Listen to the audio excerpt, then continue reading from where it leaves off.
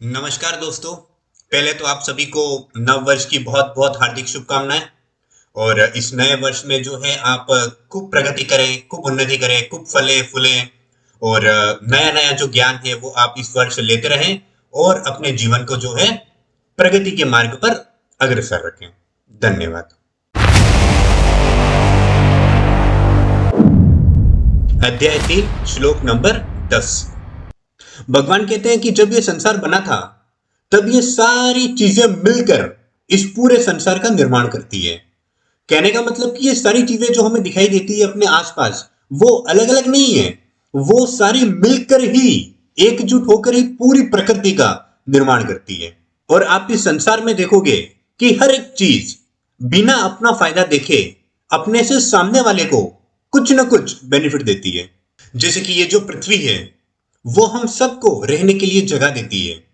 जैसे कि अगर मैं फूलों की बात करूं तो वो फूल अपने फायदे के लिए सुगंध नहीं बिखेरता है, उससे हमारा आसपास का जो इन्वायरमेंट है वो सुगंधित होता है। जैसे कि आप वर्षा को देखोगे तो वर्षा खुद अपना पानी नहीं पीती है, वो जल वर्षा करके हम सबकी प्यास बुझाती है। तो इस प्रकृति में हर एक चीज, जिसके पास जो कुछ भी है, वो बिना अपना स्वार्थ देखे सामने वाले को उसको कंट्रीब्यूट करती है। तो भगवान कहते हैं कि हमारा जो जीवन है वो इस प्रकृति को समर्पित कर देना चाहिए। यानी कि हमें अपना जीवन इस प्रकार से जीना चाहिए कि उस जीवन से सिर्फ हमें नहीं बल्कि इस प्रकृति में जितनी भी चीजें हैं उन सभी को उस जीवन का लाभ हो। लेकिन अगर देखा जाए तो इस संसार के मोह माया के कारण हम में से किसी की भी इस तरह की मेंटेलिटी नहीं है। तो इस संसार में मोह माया के कारण हम ये देख ही नहीं पाते हैं कि हमारा जो जन्म हुआ है वो इस प्रकृति के लिए हुआ है, कि हम अपना जीवन कुछ इस तरह से जिए कि उससे हमें या फिर हमारे परिवार को तो फायदा हो ही, लेकिन साथ ही साथ इस पूरी प्रकृति को भी हमारे जीवन का फायदा हो सके। लेकिन हम सिर्फ और सिर्फ अपने इंजॉयमेंट के लिए इस दुनिया में अपना जीवन यापन करते हैं।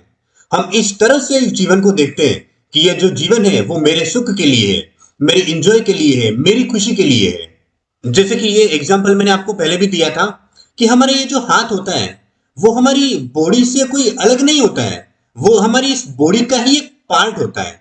तो इस हाथ का क्या कर्तव्य है? इस हाथ का ये कर्तव्य होता है कि जो भोजन है उसको इस हाथ में ले करके हमारे मुख तक पहुंचाया जाए, जो कि इस हाथ का कर्तव्य है।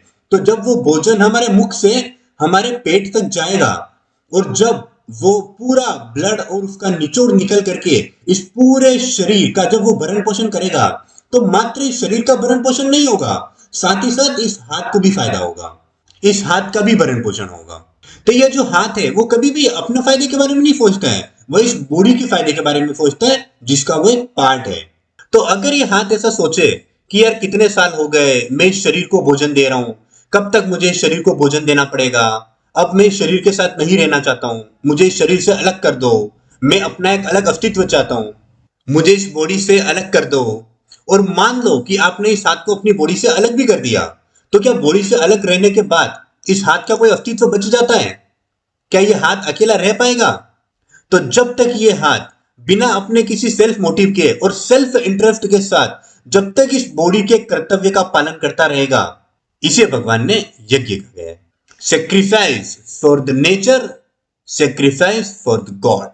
तो भगवान अर्जुन से कहते हैं कि जो कुछ भी ये व्यक्ति करता है उसे या तो प्रकृति को या फिर भगवान को समर्पित कर देना चाहिए।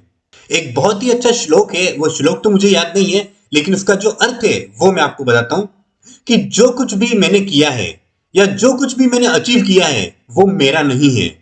ना तो मैं इस काम का करता हूं और ना ही इस काम के द्वारा मुझे जो फल मिलने वाला है मैं उसका अधिकारी हूं। यह जो भी काम है वो आपकी शक्ति के द्वारा ही हो पाया है, वो आपके द्वारा ही हो पाया है। इसके लिए इस कार्य का जो भी फल होगा, उसका जो इंजॉय है वो आपके लिए है, ना कि मेरे लिए।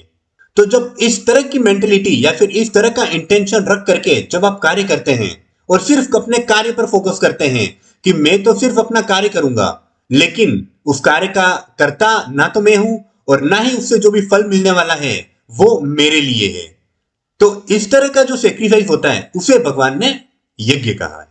और जब इस प्रकार का सेक्रीफाइस आप करते हो तो आपको समृद्ध होने से कोई नहीं रोक सकता।